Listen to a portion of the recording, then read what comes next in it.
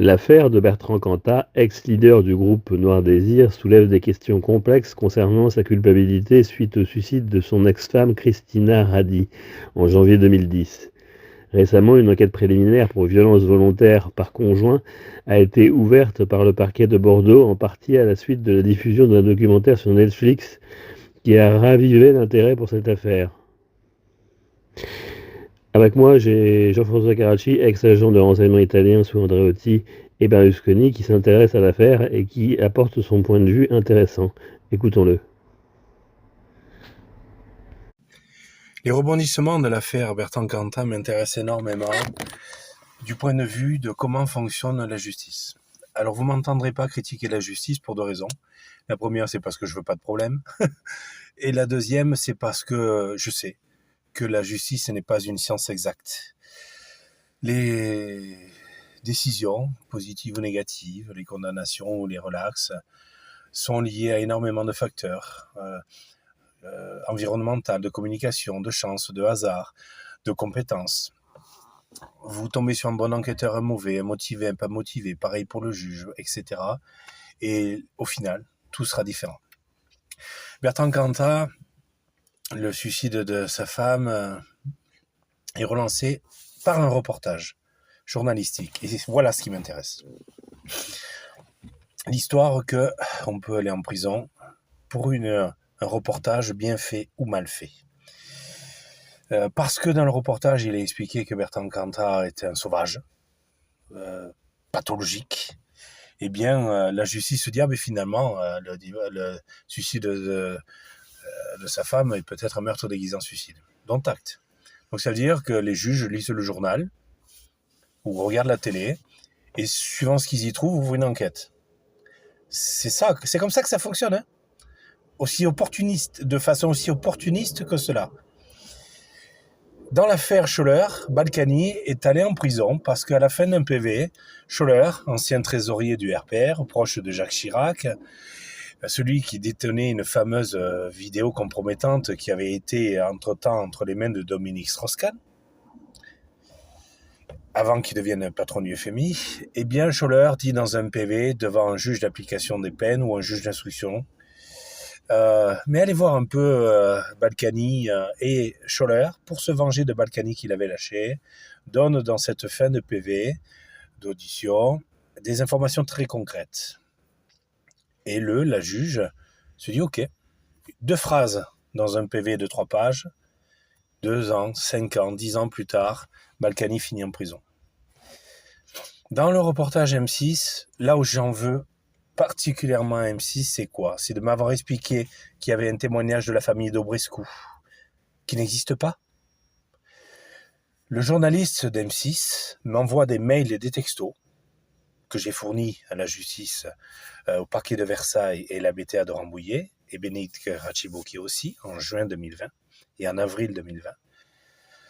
Maurice Néra m'écrit des choses qui s'avéreront être inexistantes dans le reportage et même fausses. Ce journaliste m'écrit des choses fausses. Une infirmière qui se serait occupée de moi, qui savait que j'étais fils de roi, il me l'écrit. Il n'y a rien dans le reportage. La famille de Brescu, qui était des amis du roi, qui m'ont récupéré pour ensuite me confier au Karachi, il n'y a rien dans le reportage, mais tout ça, c'était écrit noir sur blanc par le journaliste. Maurice Néra devait rencontrer Adrian Maginici, homme très informé roumain, finalement rien du tout. Les archevêques qui m'ont reconnu, ils devaient les rencontrer, finalement rien du tout. Michel Laroche, Léonide, etc., qui avaient fait des lettres très officielles. Et attention, c'est pas n'importe qui, tous ces gens-là. Léonide est désormais archevêque au sein du patriarcat de Constantinople, qui est la maison mère de l'orthodoxie. C'est le Vatican de l'orthodoxie, le patriarcat de Constantinople. Donc, l'Église, Dieu, m'a reconnu. Pareil, le sénateur roumain Ion Kodjar, en janvier 2018, il annonce des choses. En avril 2018, M6 s'en bat les couilles. Pire, fait comme si ça n'existait pas, alors que ça a force de loi. Un sénateur en exercice qui publiquement fait une lettre publique en disant que je suis fils de roi et que mes sœurs vont me la faire à l'envers. Eh bien non, c'est moi qui passe pour le menteur.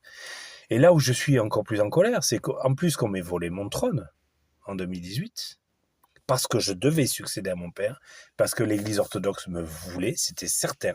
L'archevêque Joseph Pope l'a dit devant Bénédicte Carracci-Bocquet avant une messe orthodoxe, nous vous attendions.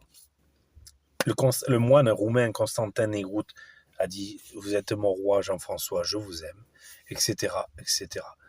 Mais il s'est passé une chose, c'est que Marcia Léon, au Salon de la Radio, toujours en janvier 2018, a affirmé que le Quai d'Orsay, le ministère de l'Intérieur, avait fait de très graves pressions sur lui pour qu'il me trahisse. Ce qu'il finira par faire, par peur. Et je lui en veux pas. Mais il y a cette mécanique-là. Et j'en reviens à l'histoire Bertrand Cantat avec ce reportage journalistique. Ce qui m'a fait aller en prison, c'est le reportage M6. J'accuse M6 de m'avoir fait aller en prison. Pourquoi ? Parce que, je vais vous expliquer une chose toute simple. J'étais à Bourg-en-Bresse en 2015-2016 et j'ai été reçu par une juge d'application des peines à Bourg-en-Bresse qui regarde mon dossier, me reçoit. Elle me dit « Monsieur Carracci, moi j'aménage votre peine. Vous me faites 50 heures, 100 heures de travail d'intérêt général à l'hôpital de Pont-de-Vaux et c'est bon pour moi parce qu'il est hors de question que vous alliez en prison. J'ai compris que vous aviez rien fait. Mais je ne peux pas annuler la plainte, mais je sais que vous avez rien fait. » J'arrive à Versailles, il y a des reportages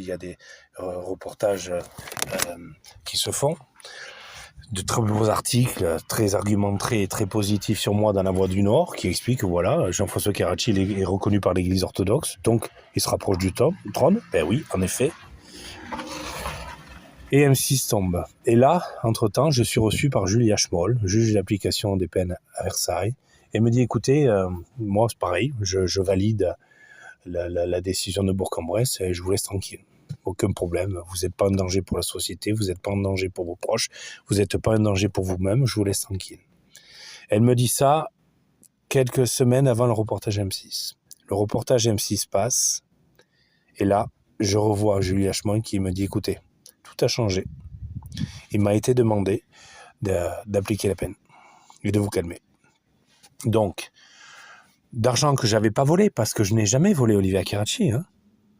C'est François Carracci qui m'a volé, qui me devait 3 millions d'euros au départ. Au départ, c'est une erreur de conversion euro-franc, les histoires de 18 millions d'euros. J'avais dit à l'Express et à La Glorieuse, qui est le canal enchaîné de Montpellier, que François Carracci me devait 3 millions d'euros dans les SCI Carracci, ce qui était une somme exacte qui correspondait au bilan de cette SCI extrêmement riche. Les 3 millions d'euros, ça faisait 18 millions de francs. Et puis, patatras, les 3 millions d'euros sont devenus 18 millions d'euros. Dans tact. Après, je me suis dit, je vais laisser. Si la justice veut me filer 18 millions d'euros, je les prendrai. Il s'est avéré, en fait, que François Carracci me devait beaucoup plus depuis bien plus longtemps. Parce qu'il y avait d'autres sociétés dans lesquelles j'étais. Notamment là, ici, les Landes, comme le département. Donc, je suis allé en prison parce que M6 a fait un reportage où tout est faux dedans. Même l'histoire Jacques Martin qui m'allume, il fallait aller voir Jacques Barbe, il avait le contraire à dire. Eh bien, par un reportage faux, on m'a volé mon trône et je suis allé en prison pour de l'argent que je n'avais pas volé. On va dire, oui, mais il y a une décision de justice, elle est applicable. Mais moi, j'ai toujours respecté les décisions de justice. D'ailleurs, ça s'est très bien passé pour moi quand on m'a incarcéré. Ça s'est très bien passé durant mon incarcération. Ça s'est très bien passé après. D'ailleurs, parce que j'avais 2 SPIP, moi, pendant ma détention, pour une toute petite peine insignifiante. Et les 2 SPIP, dont l'un des 2 n'est plus SPIP, à la toute fin, m'a dit, écoutez, monsieur Carracci, on s'excuse. On croyait que vous étiez un voyou, et en fait, vous êtes un mec à qui on a fait l'envers. Dans tact.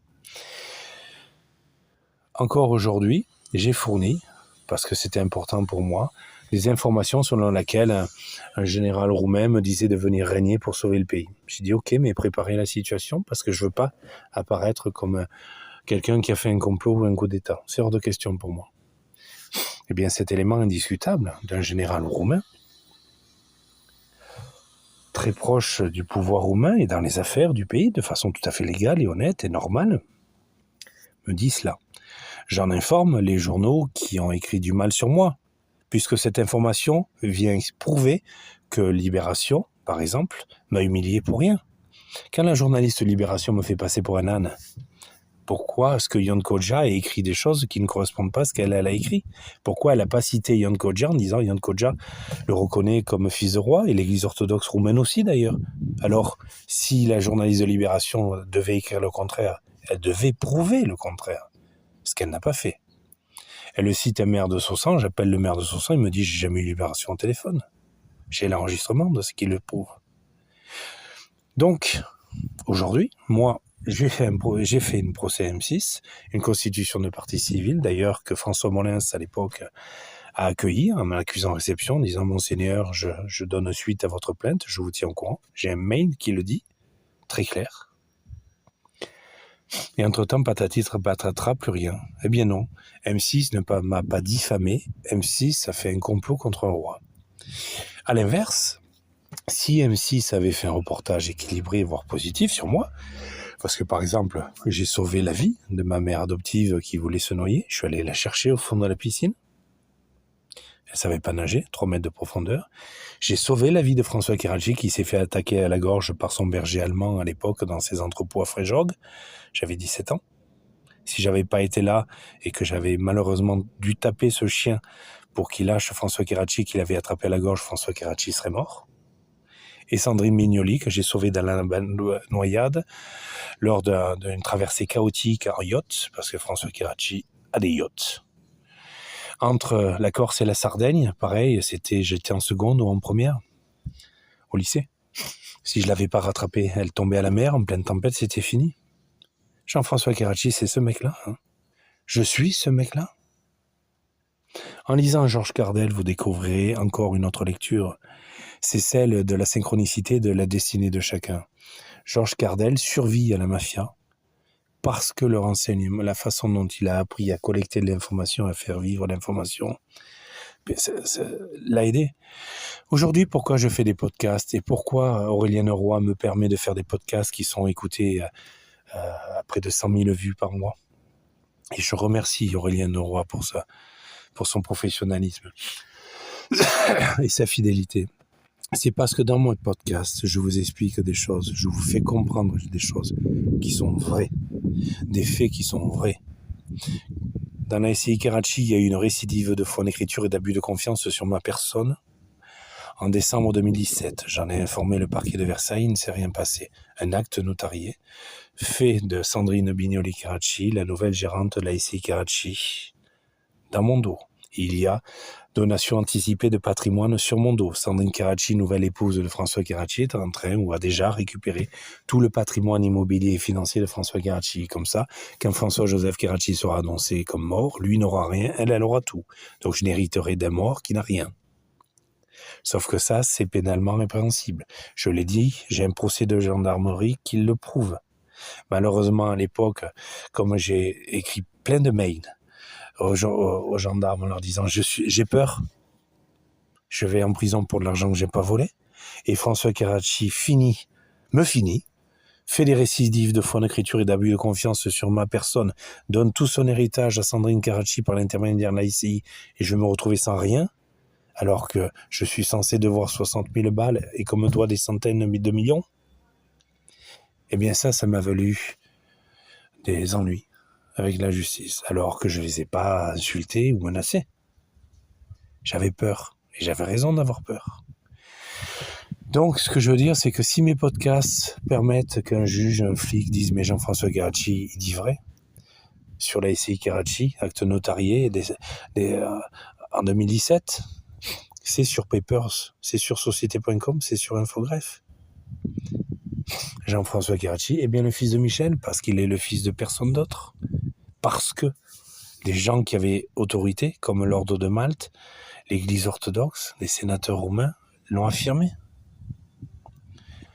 Eh bien, je fais comme l'affaire Bertrand Cantat, j'essaye, comme Mediapart d'ailleurs fait, Mediapart balance des preuves, des enregistrements téléphoniques, des textos, pour révéler des affaires.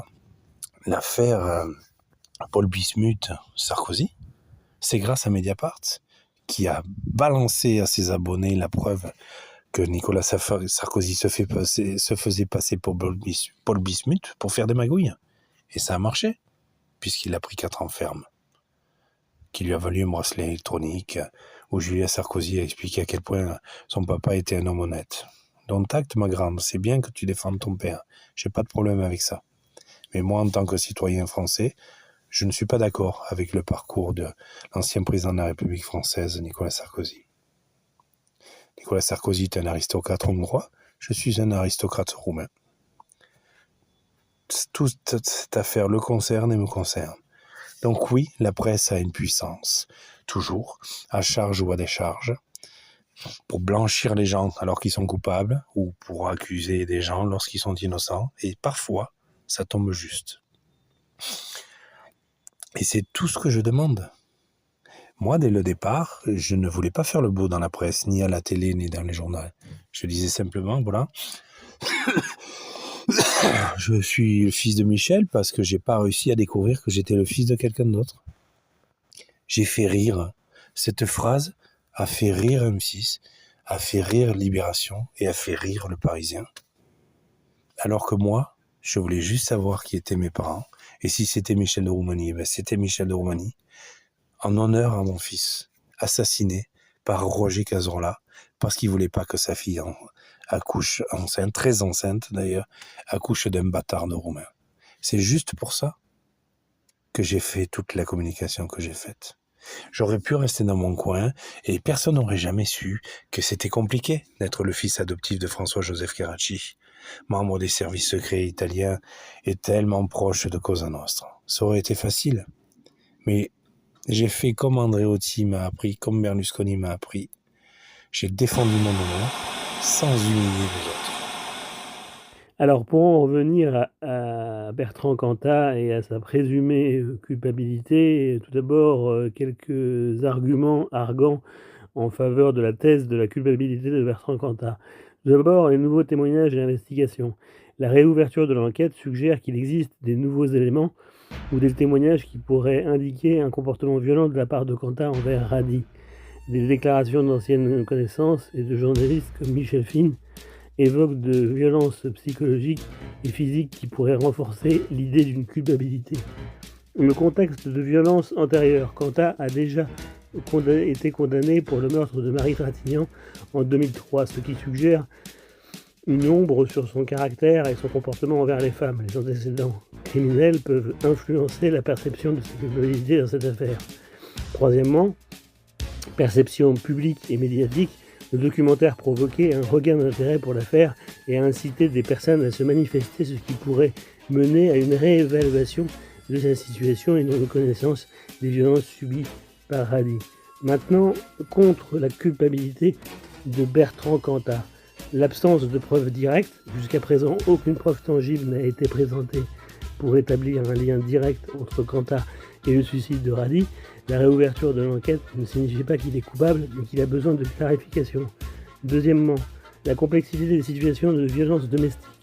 Le cas de violence domestique est souvent très complexe et implique des dynamiques émotionnelles et psychologiques difficiles à comprendre, ce qui signifie pas forcément qu'un partenaire est directement responsable des actions tragiques de l'autre.